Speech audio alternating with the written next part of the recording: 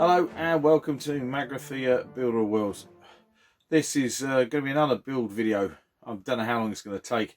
I might get through a number of different t-shirts making this.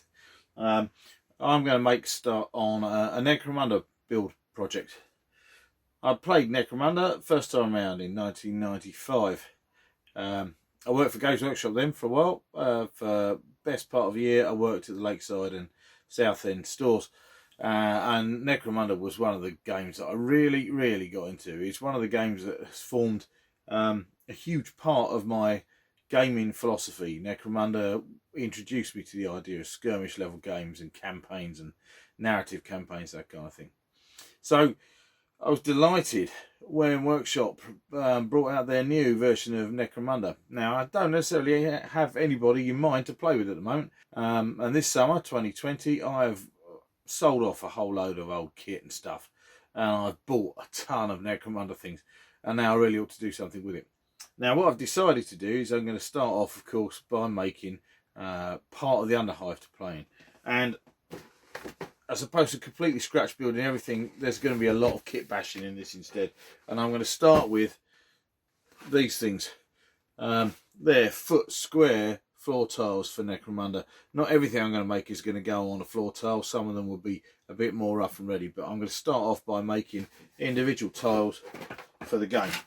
So let's have a look. A Zone More Tiles floor tile set comes with 4 1-foot square identical tiles in. They're made to take some of the other scenery pieces that are already available in some of the other sets, and I'm going to use each one of these to be the basis for a scenery piece. I'm going to make individual scenery pieces that are modelled onto one or possibly more of one tile. That way I'll be able to store them easily, but I won't have the flexibility that some people have with their Necromunda Scenery, where they can take it all down and put it away in a box and make a new thing. Each one of the things that I do is going to be permanent.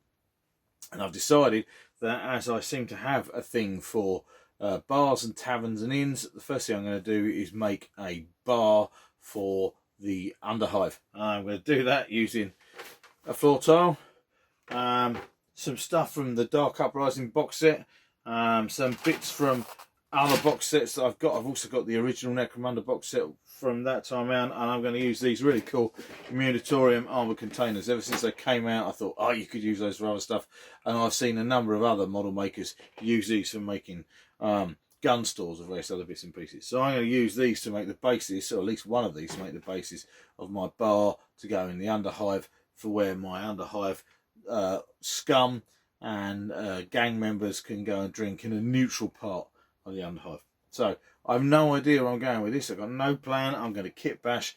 We're going to see what we come up with. So watch this space, and we'll see if this turns into a video that's got any legs on it. I might then make other scenery tiles as we go. It might be a one-off modelling project. Who knows?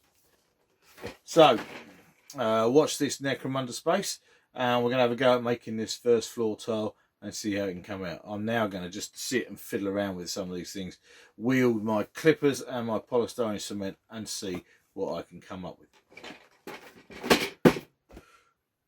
It's going to be so cool!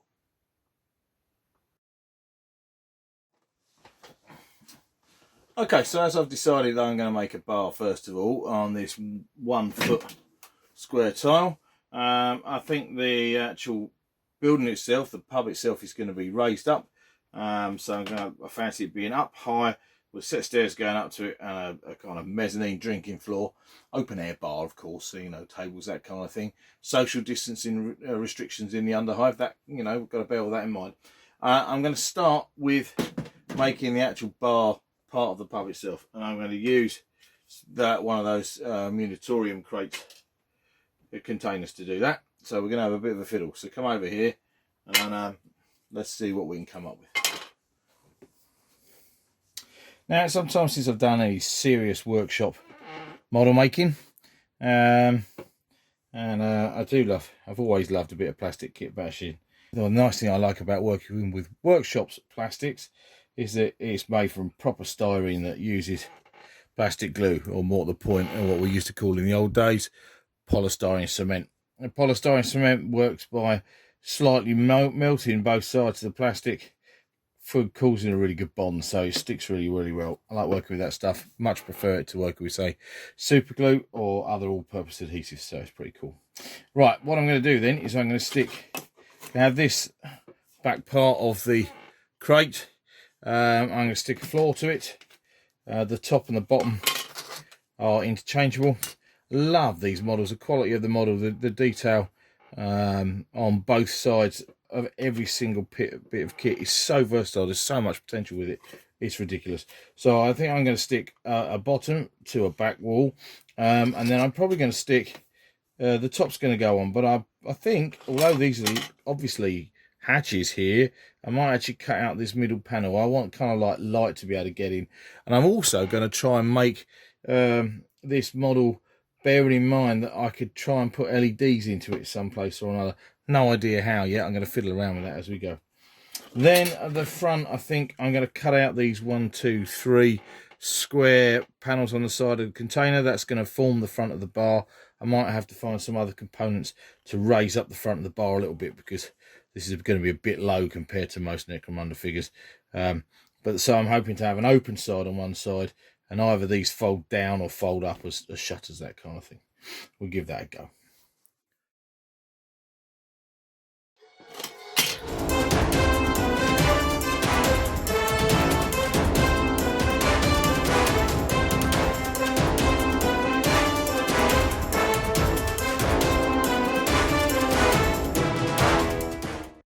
So a new sharp blade.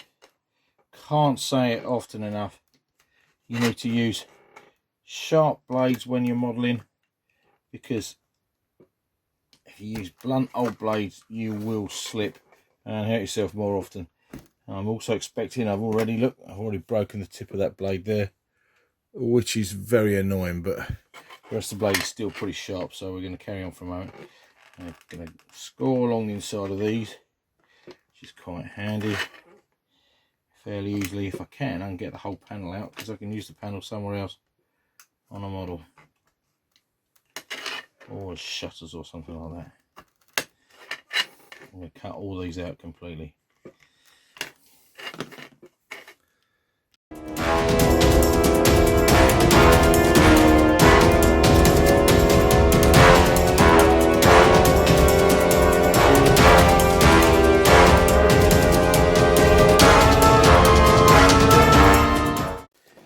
Now, what I haven't done yet, and I just realised that this is a bit of a mistake, is that I haven't actually put together any Necromunda figures at all yet. In fact, the only figures I started on, apart from a squat from Forge World, are some figures that I'm converting from another range to make rat skins, which is no help. So I'm going to have to very quickly stick together for myself one figure or another. I'm going to use an Orlock ganger, just so I can have somebody who works from a scale point of view. I always like to have a figure around to stand it in things to make sure it fits and looks right. So, quick pause, make an Orlock ganger. Cool. Now, don't get me wrong. I love Necromunda and I love the quality of these figures that Workshop have produced. And the possibilities are endless, and kit bashing is awesome, but you know, and the models are amazing, and the plastic is great, and all that kind of thing. But my God, it's a lot of effort to stick one ganger together. Sitting here carving all these little bits of plastic out, one little fella, okay, for Orlock ganger. These days, this bloke is made up of 1, 2, 3, 4, 5, 6, 7 parts and the base. Now, I know that's part of the charm of the game, and that's really cool. But in the last 2 years, the game I've played most of all is called Burrows and Badgers, right? Their figures are almost entirely pewter, apart from the really big ones, which are resin. And when you buy them, they come in a little bag like this. Look, there you go. They arrive via mail order, and I take the figure out of the bag, and by God, it's ready already. I could take that and I could stick that onto the 32mm base it requires, and he's ready to paint. The quality of the casting is awesome, and from that point of view, I love B&B, but no, I'm going to stick with the Necromunda for a little while. So I'm going to put him to one side and carry on sticking together my little plastic fella.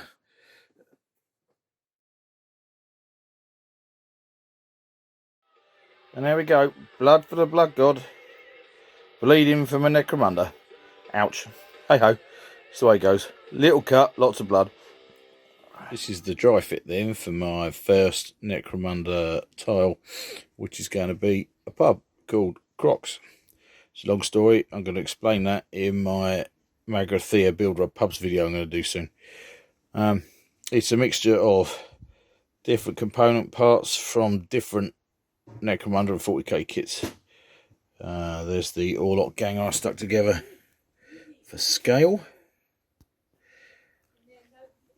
The blue high density polystyrene bits are solid concrete block. I kind of envisage a lot of the underhive being ancient and being solid concrete and old construction and rock, as opposed to just all the metal construction. So that's what that is for. I'm just going to have kind of exposed girders in it, loads of worn away bullet holes and all sorts of other bits and pieces. You can also probably see glowing green LEDs in there. And there's a blue one in the back of the bar. So I'm building this with lighting in mind as well. So at the minute, all of this comes apart. I've stuck down a few solid bits, but a lot of this is going to come off. I'm going to paint the pub separately, the actual bar section, and that will go on. I'm going to start to put some of this on. The polystyrene needs to have, needs to be sealed. Probably get a really thin cover of fine sand on as well to give it a really good texture on. And then of course the tile's going to need loads of clart on the ground because it's dirty and horrible and falling apart. Lots of extra details to add yet, but I'm really pleased with this so far. Both proper Necromunda Scenery features and additional scratch built stuff too. It's coming on. I'm having a lot of fun with this, and I've only bled on it once.